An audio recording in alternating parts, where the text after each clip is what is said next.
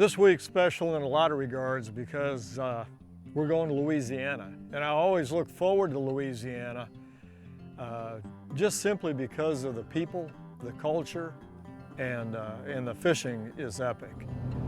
On our way to Louisiana, home of the Giants. It's the end of July. We're gonna hook up with Captain Jason Ketchings, and it should be an epic, epic trip. When he calls, I know it's on. Wherever the hot bite is, that's where he's gonna be at. He's constantly monitoring atmospheric conditions, where the storms are, what the winds are. That's a big deal. He takes all the logistics and has that all dialed in before I ever get there. And that makes my life a lot easier.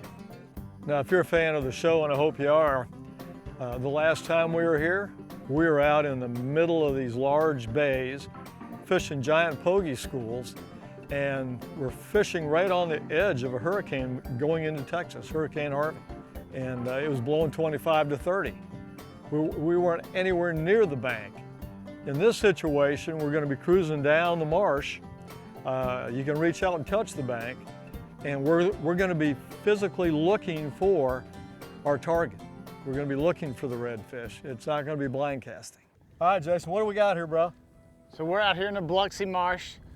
We're waiting for the wind to die down a little bit, but we're going to fish these outer edges here to begin with, and then we'll move further out into the islands that are sitting out in the middle of the Biloxi Marsh. Something right there. There's a little movement right there.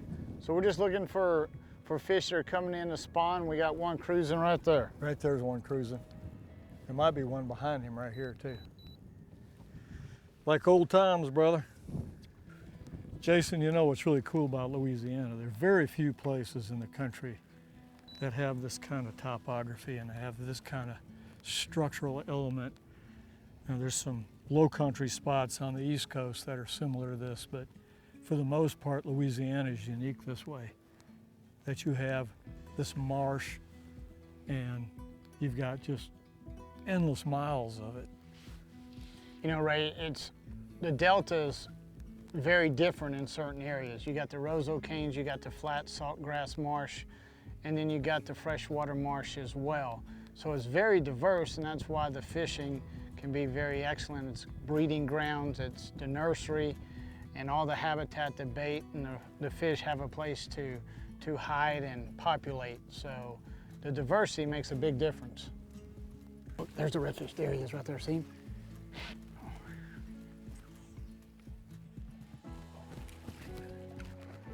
Yeah, baby. Jason said, do you see him? Jason, that was pretty wild, man. You were saying that this lee bank over here had all these oysters on it, and we no sooner set the troll, he choked it. Yeah, so it's full of oysters, Ray, and you can see it drains all the way out, and there's a little point here, and obviously that's where they like to be. Nope. He didn't like that.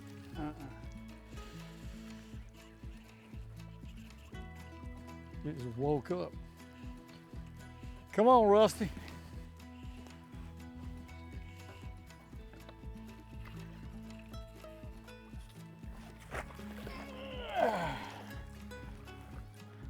There you go, my man, finally. Finally, a good one. Look at how pretty that fish is. It's super orange. Can't even see that cricket. No, the cricket's gone. Oh, Jason, that was cool, man. I know, you hook the gar and then the redfish come back around the corner and how lucky was it to pop that fly back off that gar and I didn't have to retie. And then I look up and this dude's cruising the bank right there. Probably wanting to know what all the fuss was about. Probably was. Thought that one of his buddies was eating and he was missing out on a meal. I'm telling you what, that's a beautiful fish. Let's get her back in the pool, man. Go ahead, my man. Put her back in.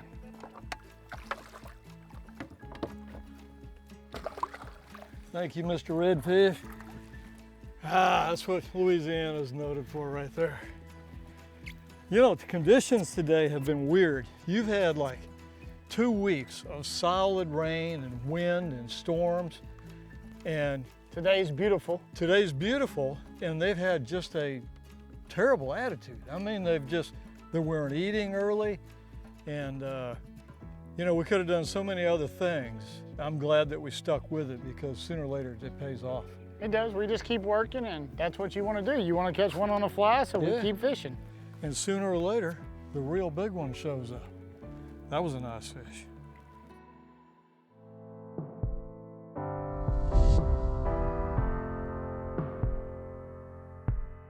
The Gypsy Angler with Ray Van Horn is brought to you by Ranger Boats, still building legends one at a time.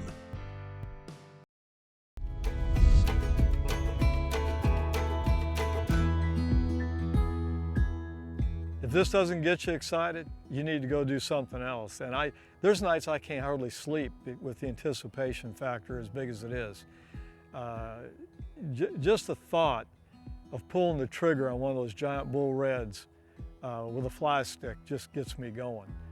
And it's the ultimate for me. And as you're cruising down through the marsh, you know, you're monitoring the wind, you're looking at the sky, you're praying that that sun stays bright and that the winds stay light. And you just can't wait to pull up on that first bank. And typically we get there earlier than we always should. The sun's not always at the best angle. But let me tell you something. You can only drink so much coffee, it'll drive you crazy. Go left. You need more left. Just turn left on you. See him? Is he coming back? He's coming back. He's coming. Just put it right on his head right there. There you go, strip. You're right. You mean like that? I don't know about like that, but Come on, man, that was execution. Give the brother some love. Oh, Lord. it's all about the seeing the fish, letting it eat it, and then playing something that's one of the oldest techniques in the world. I mean, fishing-wise, it's nothing modern. It's a rod and a reel that's very little speed to it, very little drag to it, but it's just simple fishing at its finest.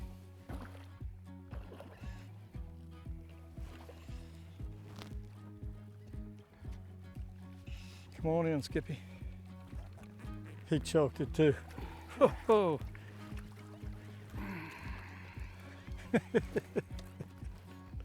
Look at that, dude. Jason, what a great fish. We haven't moved from this spot in 15, 20 minutes. They're just creeping in here. And just the colors, they're so vibrant. Just absolutely beautiful. And they are choking that fly. They're finally eating now. Yeah, it's just a little, very simple purple bunny strip and some lead, and that's it. Super happy fish. Nice thick fish, good color, healthy. There's no doubt, lesions on him or anything. Just perfect fish on a fly all day long. All day. Get him back in the pool, man. Catching them on a fly for me is the ultimate. Now, I don't want to say I've perfected all the other methods of catching these fish. I've been doing this a while. It's going on 35 years. Spinning equipment, bait casting equipment, it's all good. For me, the challenge is making that presentation on fly. It's the challenge that drives you as an angler. And I'm that guy, I've got to be constantly challenged. And let me tell you something, fly fishing can be very humbling. You know, a lot of people take up golf. Fly fishing is the deal for me. And in this case, it's visual. I've got a good buddy that's a bow hunter, hunts with a long bow and stalks deer. I guess if you're a deer hunter, that's on that same parallel. It's all about the challenge. The risk-reward factor is greater. And for me, it's the ultimate. They're acting a little funky right now. It's all right. It's not like I gotta leave at 10:30. Know what I mean? Yep.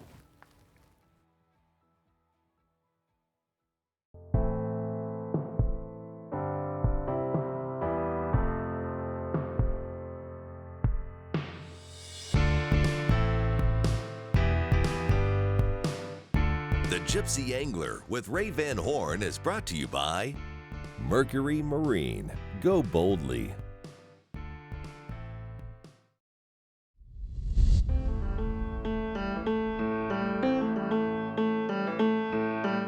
Later in the day, all of a sudden that tide started moving. And it was like somebody hit a light switch. We pulled up to this one point, I made a shot, and it was game on, finally. Go to the right of him. It's a better cast. Is it a black drum? Redfish. Redfish. A creeper. A little creeper in the old oysters. Get in the big scoop. Big scoop. He garbaged it. He ate it. Dude, small, medium, large, it's all a hoot, dude. Doesn't matter, man. Nah, You just lay in there and catch perfect. every one you can, let the size take care of itself. That's it. That's what Grandma always said to me. Got it. Cool little dude. That's a perfect specimen, look at that. Get him back in the pool. Jason, something just dawned on me. We're in less than a foot of water with a ton of gear, 3 big old guys, and this new Ranger's floating. It's pretty amazing. This particular area that we're fishing, there's a lot of static shoreline, and there wasn't a whole lot of holding water. These fish were just slightly moving down the bank. Every now and then you'd pull into a little pocket or a little bay. There'd be oysters in there. There was bait fish everywhere. There were pogies and mullet, absolutely everywhere. And we finally found a little area that was holding quite a few fish. And the marsh is so cool in Louisiana. It's shallow water, and it's pretty amazing how shallow this boat we were in floated. You're gonna see in the footage that we're in a Z521L, and that thing floats in about a foot. And we needed every bit of that because this bay that we finally found these fish in, that we're actually cooperating, was just loaded with oyster bars. Right See, there? Yeah, he's going left. See right there in that broken water, he's coming right at us. You see his back? One more. He'll start stripping. There he's on it. Oh, you got him, dude. No, I don't. You sure? I'm positive. You sure he's on it, man? He's ate it twice. He's right there.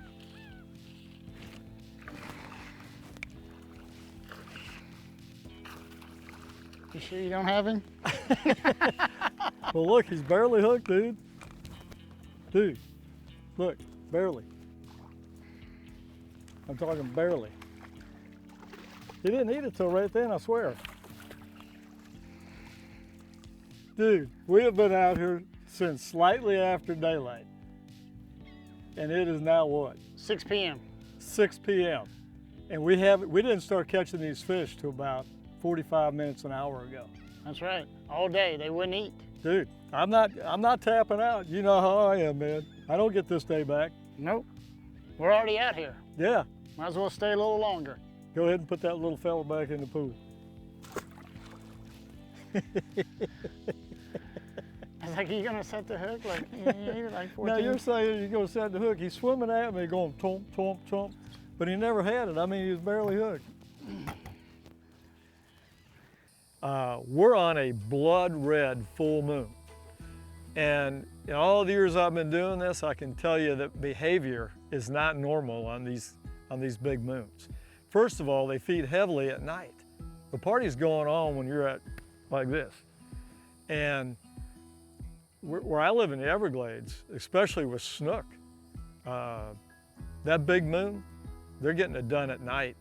And then during the daytime, when you have that bright sky and atmospherically, the humidity was low, there wasn't a lot of cloud cover, those fish were a bit psycho. And we tried every presentation that I knew of. And I mean, there's a small window of opportunity. And I said, you know, it would have been easy just to tap out, pick up a plug rod and cover more shoreline. And I said, we just got to stay the course and take advantage of our opportunity when it presents itself. The Gypsy Angler with Ray Van Horn is brought to you by Bob's Machine Shop. Go fast, go shallow, go efficient. Power Pole, shallow water anchor.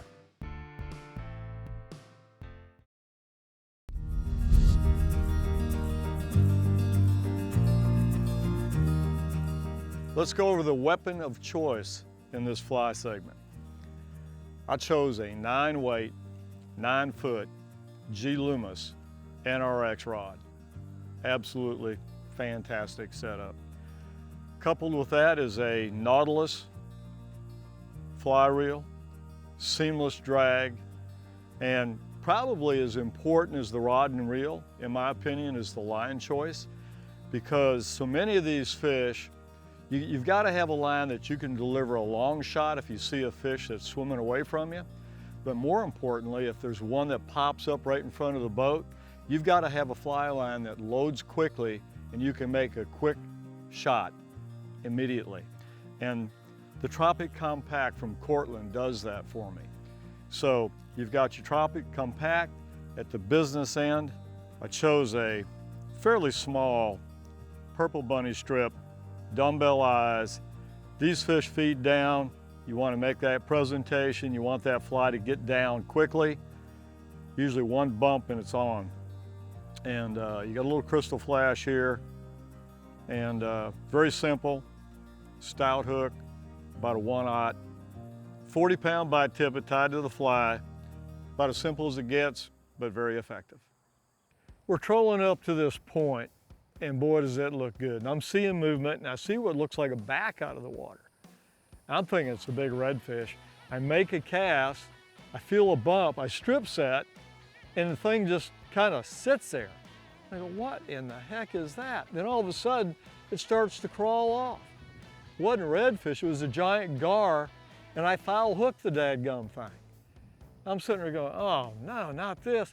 I said, on top of everything else, I'm probably gonna lose my fly over this. I'm just getting to the sweet spot. Well, I got lucky. The fly pulled loose. I brought it back in, I checked my leader, I checked the fly, everything's good. I look up, and here's a huge pumpkin on that same point. Probably waddled over there to check out what all the fuss was. Here he is. Yep, get him. Oh, for God's sake, You got him. my mic, get my mic. Where is it? I got you. Make it, whoa.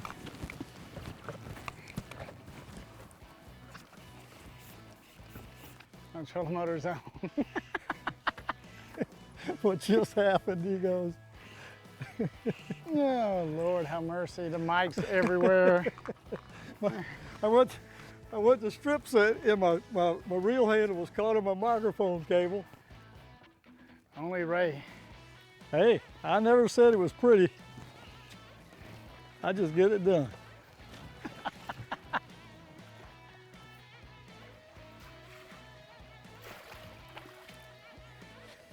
Check out my net man down here. It's so shallow, I can't get it underneath him. Look at that. It's so shallow, I can't get it underneath him. Dude, now I don't know if they got all the footage on that, but that was ugly. That was ugly. That's your middle name. Well, thank you. Oh, let me tell you what. That was meant to be right there because it almost got in the trolling motor. Then I had a huckleberry in my line. He ran south, got caught on the boarding ladder of all things. He's not that bad of a fish. Look how pale he is because he's been in the dirty water. Good night. Dude, I can't thank you enough, man. You don't give up. 90% of the guides would have been back in like at 2 o'clock. And we're Not 6:20. Not Jason Catchings. You want to come with this guy? Trust me, he fishes until he gets the job done. That's a beautiful fish. He's light colored, but just not a scratch on him. Pretty fish. I'll tell you what, brother man, thank you so much. You're Appreciate welcome. it. Fish hard, everybody. Remember, you don't get this day back. Until next time, tight lines, and don't get caught in the boarding ladder. Let's get him back in the pool, man. At the end of these shows, I always say, fish hard, remember, you don't get this day back. And that's not just something in the back of my head where I've got the clock is ticking. If you tap out and say, well, it's just a bad day, and hoof it back to the house at 4 o'clock, you don't know what you're missing, but you've already cashed in your chips. Why would you do that? You got all day. The lesson here is stay the course. Stay the course, and soon enough, it'll happen, and you'll be rewarded.